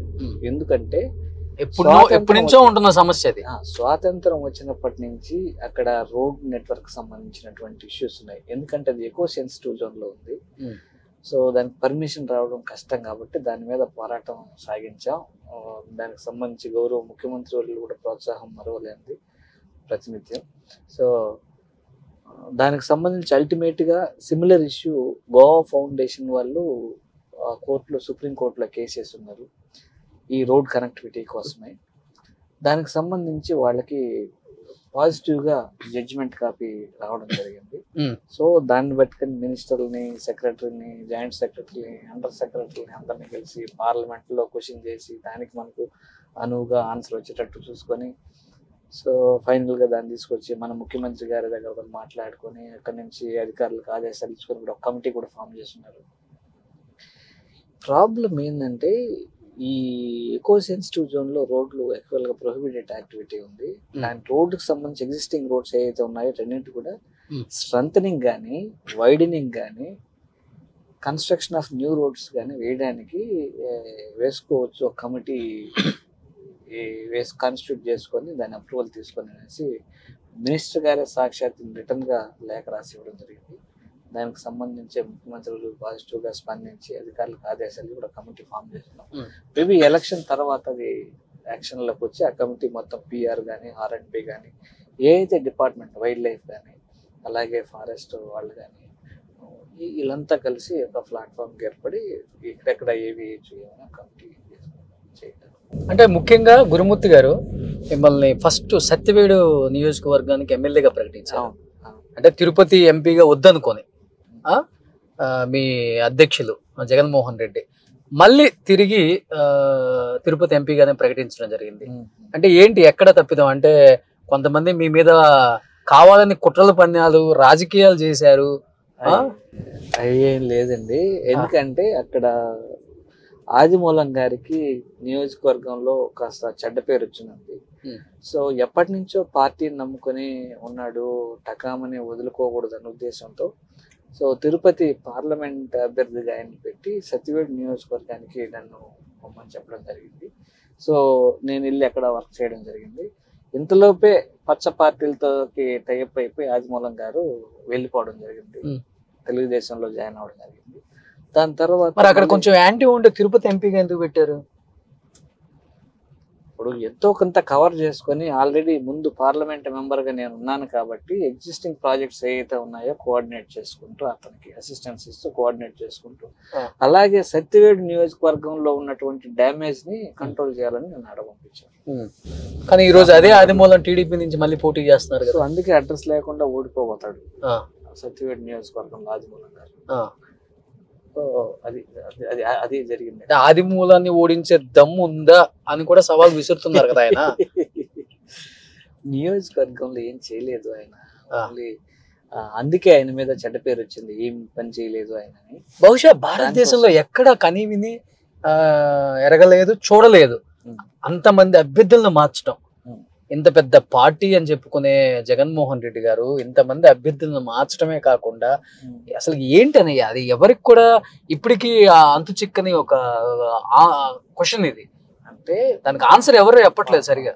పార్టీకి సంబంధించినటువంటి అంతర్గత విషయం.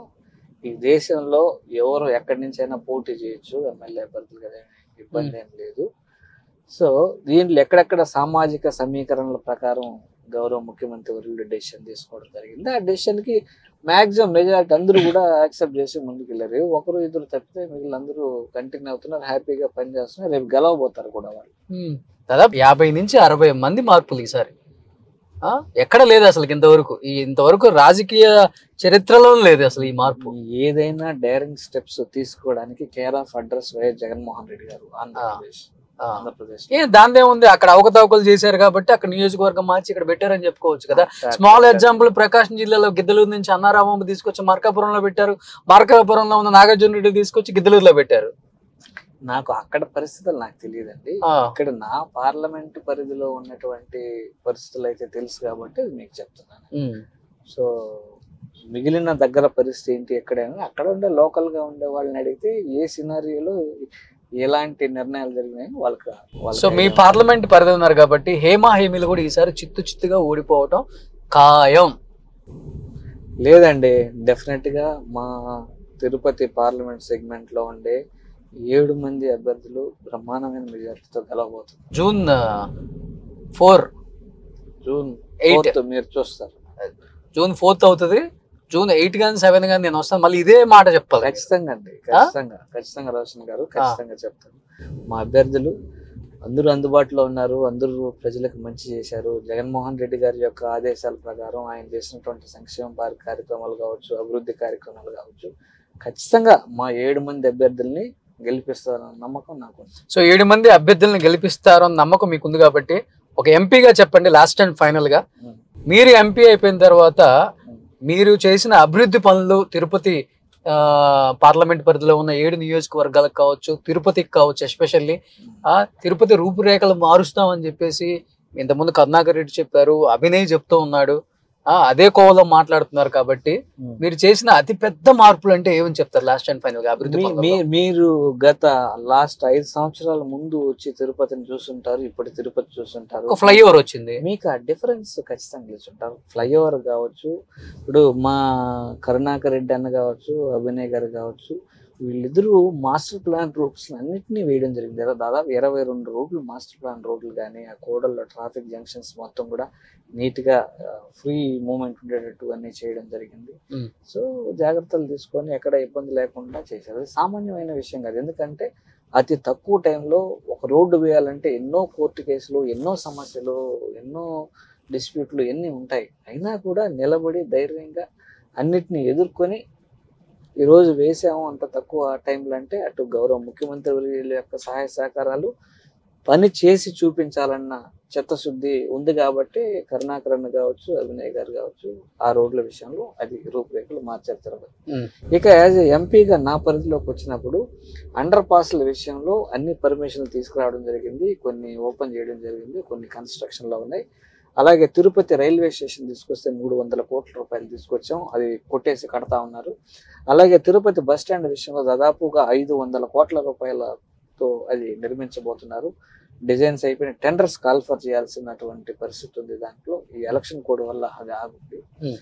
దాని తర్వాత అటుపక్క ఉన్నటువంటి ఆర్ఓబీలు కావచ్చు, అలాగే యూనివర్సిటీలకు సంబంధించి నిధులు కావచ్చు, దాదాపు 160 కోట్ల రూపాయలు యూనివర్సిటీకి నిధులు తీసుకొచ్చుకోవడం జరిగింది. దాంతో పాటు నైలైట్ సెంటర్ తిరుపతికి తీసుకోవడం జరిగింది. అలాగే తిరుమల తిరుపతి దేవస్థానం యొక్క బ్రహ్మోత్సవాల క్యాలెండర్ ఇండియన్ టూరిజం క్యాలెండర్లో అసలు ఇంక్లూడ్ కావడలేదు, అది చేసుకోవడం జరిగింది. అలాగే తిరుపతి ఎయిర్పోర్ట్కి సంబంధించినటువంటి ఇష్యూస్ అన్ని క్లియర్ చేసి ఇంటర్నేషనల్ ఫ్లైట్స్ రావడానికి అనుకూలమైన వాతావరణాన్ని క్రియేట్ చేయడం జరిగింది. అలాగే తిరుపతి ఎయిర్పోర్ట్లో ఎంఆర్ఓ సెంటర్ ఏర్పాటు చేసుకోవడానికి టెండర్స్ కూడా కాల్ఫర్ చేసినాం. ఈ రోజు కూడా ఎవరైనా ఔత్సాహిక పారిశ్రామికవేత్తలు ఆడ పెట్టుకోవడానికి అవకాశం కల్పించాం. ఎందుకంటే ఎయిర్ క్రాఫ్ట్ ఇంజిన్స్ కావచ్చు, అలాగే వీల్ కావచ్చు, బాడీ మెయింటెనెన్స్ కావచ్చు, ఇవన్నీ చేసుకోవడానికి పర్మిషన్స్ తెచ్చిపెట్టాం తిరుపతి ఎయిర్పోర్ట్ కి. అలాగే ఎయిర్ ఇండియా ఎక్స్ప్రెస్ వాళ్ళతో మాట్లాడాలని కన్విన్స్ చేశాం. ఇంటర్నేషనల్ ఫ్లైట్స్ తిరుపతి నుంచి కువైట్ కి వెళ్ళడానికి. కాకపోతే ఎయిర్ క్రాఫ్ట్ షార్టేజ్ వల్ల వాళ్ళు ప్రస్తుతానికి ఆగున్నారు. ఖచ్చితంగా చేస్తామని వాళ్ళు హామీ ఇవ్వడం జరిగింది. ప్రస్తుతానికి చేసాం.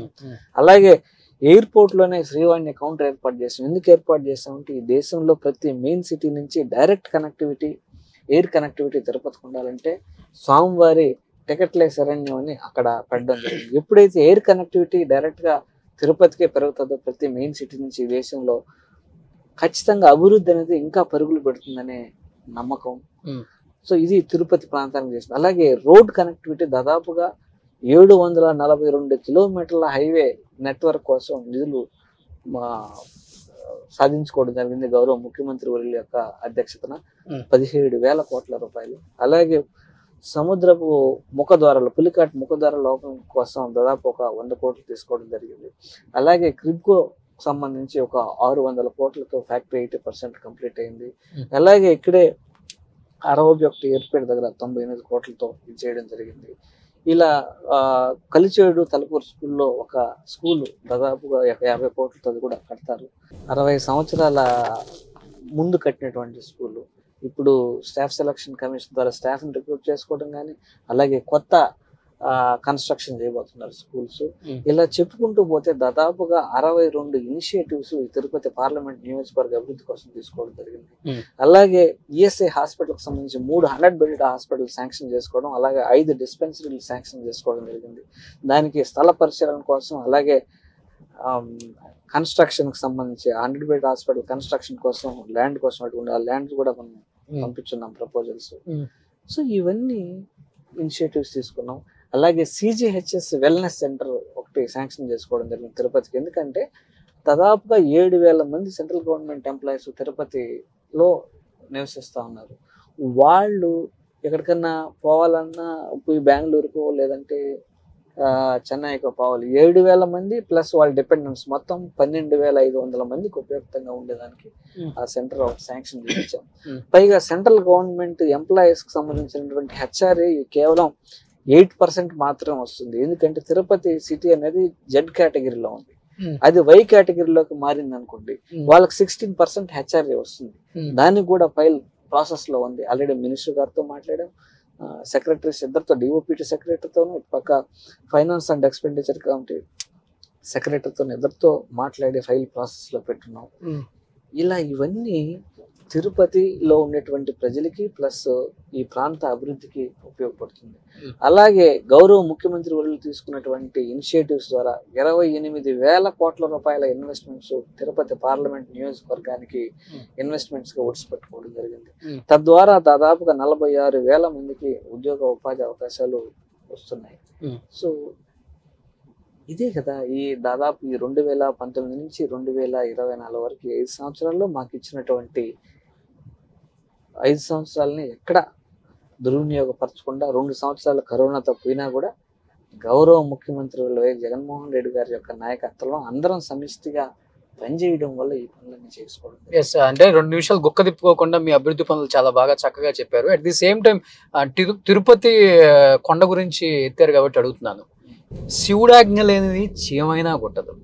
వెంకటేశ్వర స్వామి కనుకరించినా కానీ ఆయన దర్శనం మనకు దొరకటం చాలా కష్టం అని చాలా మంది గొగ్గోలు పడుతున్నారు. ఒకటి ధర్మారెడ్డి, ఒకటి భూమాన కరుణాకర్ రెడ్డి, ఇంకొకటి భూమాన అభినయ్ రెడ్డి. వీళ్ళ ఆజ్ఞ లేనిదే తిరుపతిలో ఏ పనులు జరగకూడదు, ఎవరు దర్శనాలు పెద్ద పెద్ద వివిఐపీలు ఇవన్నీ ఏం జరగకూడదు, మా ఆజ్ఞ లేనిది ఏది జరగకూడదు అనే ఒక సిద్ధాంతం ఉంది. దర్శనం అంటే అసలు స్వామిని ఎప్పుడు చూస్తామా, చూడగలమా అనే స్థాయికి వెళ్ళిపోయింది, తారాస్థాయికి. టికెట్లు అమ్ముకుంటున్నారు, రకరకాల ఆరోపణలు వస్తున్నాయి. అది దానికి ఏం చెప్తారు ఎంపీ గారు? చాలా తప్పండి. తిరుమలలో దళారీ వ్యవస్థని సమూలంగా నిర్మూలించాం వైఎస్ఆర్ కాంగ్రెస్ పార్టీ అధికారంలోకి వచ్చిన తర్వాత. ఆన్లైన్ స్లాట్ విధానాన్ని ఈరోజు పెట్టాం. ఈరోజు శుభోదయం దర్శనంకి పోతుంటారు. ఈరోజు ఎక్కడ ఆఫీస్కి పోకనే ఆన్లైన్లోనే మనం బుక్ చేసుకునే ఫెసిలిటీ తీసుకొచ్చాం. అలాగే శ్రీవాణి కౌంటర్, ఈ దళారీ వ్యవస్థ రూపుమార్చిన తర్వాత ఈ శ్రీవాణి కౌంటర్ ద్వారా 10,000 రూపాయలు డొనేషన్ ఇస్తే బ్రేక్ దర్శనం టికెట్స్ ఇచ్చేలాగా చేశారు. అంత పారదర్శకంగా జరిగేటట్టు చేసాము. కానీ ఎక్కడ ఎన్ని ఆరోపణలు ఎవరో, నేనే చెప్తున్నాను ఓపెన్ గా, ఓపెన్ ఛాలెంజ్ చెప్తున్నా. మేమే దర్శనాల కోసం 10 సార్లు అడుక్కోవాల్సి వస్తుంది పరిస్థితి. అంటే ఒక పేరున్న వాళ్ళకు కూడా ఈ అంటే ఇది కాదండి వాళ్ళండి, వాళ్ళు కాదండి వాళ్ళండి, చాలా ఇబ్బందులు ఉన్నాయి. నిజంగా చెప్పాలంటే దర్శనాలకి ఈ వైసీపీ గవర్నమెంట్ లో ఇబ్బందులు ఉన్న మాట వాస్తవమా కాదా? అసలు వాస్తవం కాదండి, వాస్తవం కాదు. మీకు ఎప్పుడైనా అవసరం వచ్చినప్పుడు నాతో పాటు రండి, నేను తీసుకెళ్తాను. అదే అండి, ఇప్పుడు అదే చెప్తుంది. ఇప్పుడు మీకు మరి అంత ఇబ్బంది పడాల్సి అంత కట్టుదిట్టం ఎందుకు చేయాల్సి వచ్చింది కాదండి. ఇప్పుడు ఎందుకంటే దాదాపుగా వాళ్ళ కింద ఒక 10 మంది దళారా వ్యవస్థలను పెట్టుకోవడం, వాళ్ళ ద్వారా టికెట్లు అమ్మించటం తప్పండి. అంటే ఒక రోజుకి 70,000 మంది నుంచి 80,000 మందికి వరకు మాత్రమే దర్శనం చేసుకోగలిగే పరిస్థితి ఉంది. తిరుమలలో. కానీ ఇప్పుడు డిమాండ్ ఎక్కువగా పెరిగిపోయిన దానివల్ల రోజుకి మీరు ఫర్ ఎగ్జాంపుల్ శుభదం ఆన్లైన్ టికెట్లు శుభదం టికెట్స్ మనం ఇష్యూ చేయడానికి ఆన్లైన్ లో 3 లక్షల టికెట్లు మనం అందుబాటులో పెడితే 15 లక్షలు 25 లక్షలు హిట్స్ వస్తున్నాయి. దానికి ఆ 3 లక్షల టికెట్ల కోసం 20 లక్షల హిట్స్ వరకు వస్తున్నాయి 10 minutes లో. సో అంత ఎక్కువ డిమాండ్ ఉంది కాబట్టి సో ఆ పరిస్థితులు ఏర్పడుతున్నాయి కానీ ఇంకొక రకంగా కాదు. సో లాస్ట్ అండ్ ఫైనల్ గా ఏం చెప్పాలనుకుంటున్నారు? సో ఎన్ని సీట్లతో వైసీపీ గవర్నమెంట్ ఫామ్ చేస్తుంది అనుకుంటున్నారా, లేకపోతే కూటమిని తట్టుకోవటం చాలా కష్టం, కూటమి రావటం ఎవరు ఆపే తరం కాదని చెప్పేసి పవన్ కళ్యాణ్, అటువైపు చంద్రబాబు నాయుడు, ఒకవైపు పురంధేశ్వరి ఇంతమంది కుండ బద్దలు కొట్టినట్టు మాట్లాడుతున్నారు, వాళ్ళని తట్టుకునే శక్తి మీ సిద్ధానికి ఉందా? మా సిద్ధానికి ఉంది, మేము సిద్ధంగానే ఉన్నాం, ప్రజలందరూ కూడా సిద్ధంగా ఉన్నారు. వైఎస్ఆర్ కాంగ్రెస్ పార్టీకి మద్దతు తెలపడానికి, జగనన్న మళ్ళీ ముఖ్యమంత్రి చేయడానికి, జగనన్న పెట్టినటువంటి అభ్యర్థులు అందరినీ గెలిపించడానికి ప్రజలు సిద్ధంగా ఉన్నారు. ఎందుకంటే వాళ్ళ కుటుంబ సభ్యుడిగా ఉండి ఈ రాష్ట్రాన్ని పరిపాలిస్తున్నారు వైఎస్ జగన్మోహన్ రెడ్డి గారు అని ఫీల్ అవుతున్నారు ప్రజలు. కాబట్టి మా 175 నియోజకవర్గాల్లో ఉన్నటువంటి అభ్యర్థులందరూ ఖచ్చితంగా మంచి మెజారిటీతో గెలుస్తారు. మీరు వైనాట్ 175 అంటారా? అవును, ఖచ్చితంగా. ఎందుకంటే మంచి పనులు చేశాం కాబట్టి, మా ప్రభుత్వంలో జగనన్న ప్రభుత్వంలో మంచి పనులు చేశారు కాబట్టి ఖచ్చితంగా 175 మంది విజయం సాధిస్తారని నమ్ముతున్నాం. సో ఇప్పుడు అందరు చూపు కూడా పిఠాపురం వైపే, వంగా గీత వర్సెస్ పవన్ కళ్యాణ్. అవును. సో ఏమనుకుంటున్నారు? వంగా గీతాన్ని ఢీకొట్టి ఈసారి పవన్ కళ్యాణ్ అసెంబ్లీలోకి అడుగు పెడతారు అనుకుంటున్నారా?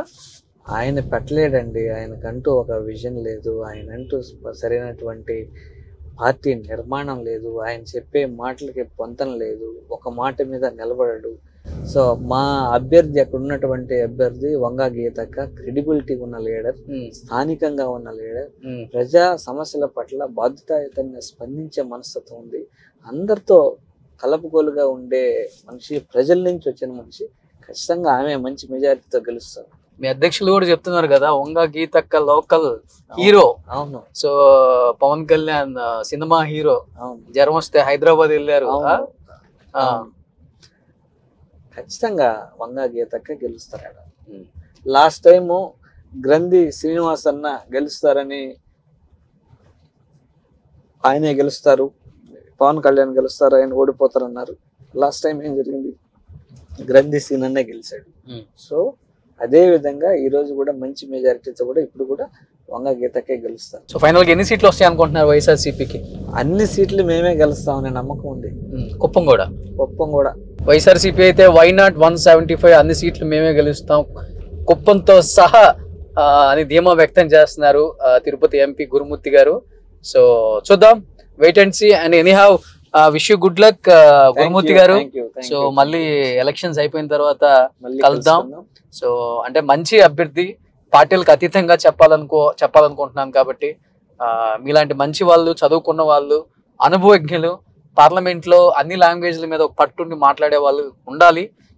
అలా ఉన్నప్పుడే ఈ వెనకబడ్డ ఆంధ్రప్రదేశం ముందుకెళ్ళడానికి చాలా ఉపయోగపడుతుందని మనస్ఫూర్తిగా కోరుకుంటున్నాను. Thank you so much. Suman టీవీలో మీ పర్సనల్ అండ్ బిజినెస్ ప్రమోషన్స్ కోసం కింది నెంబర్కి కాంటాక్ట్ చేయండి.